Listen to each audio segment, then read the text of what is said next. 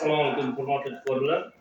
Agrobank Qamash tumani mahallaviy yo'nalish bo'yicha o'rinbosar deb bo'laman.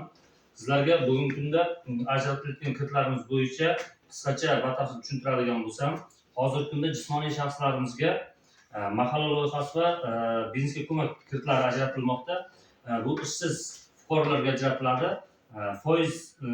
Foizi 25% dan bo'lib turib, ayol kishilarga 2% past stavkada ajratiladi. Ya'ni 23%dan.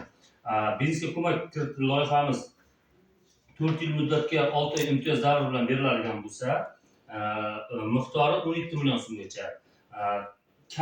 Kafil, uchinchi shaxs kafilligi yoki sug'urta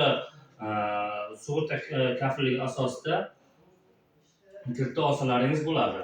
Bunda o'zini o'zi band qilayotgan shaxs chorvachilik yo'nalishi yoki asalarichilik, biron bir tadbirkorligini yo'lga qo'yyapti, o'sha yo'nalish bo'yicha kredit ajratiladi. O'sha tadbirkorligini amalga oshiradi. Mahalla loyihasi kreditimiz esa 5 yil muddatga 6 oy 2 yil imtiyoz davri bilan beriladi. Bu ham xuddi o'zimiz boyagi kredit loyihasi bo'yicha o'zimiz band qilgan yo'nalish bo'yicha chorvachilik, novvoychilik, parrandachilik yoki ustachilik, do'kon savdo qilayotganlarga xizmat ko'rsatish yo'nalishlarida, qishloq xo'jalik yo'nalishlarida ajratiladi. Yuridik shaxslarimizga ham kreditlarimiz bor.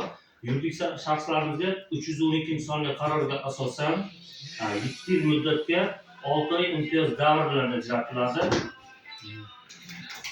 6 oyimiz 7 yil muddatga 3 yil imtiyoz davri bilan ajratiladi.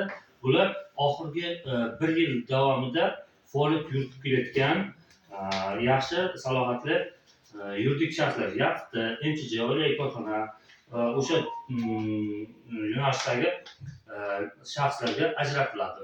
Bu tadbirkorligini qilish uchun ular ishlab chiqarish yo'nalishini qilayotgan bo'lsa, masalan, restoran oladi, ishlab chiqarishni rivojlantirmoqchi bo'lsa, ularga 7 yil muddatga 3 yil imtiyoz davri bilan kredit beriladi.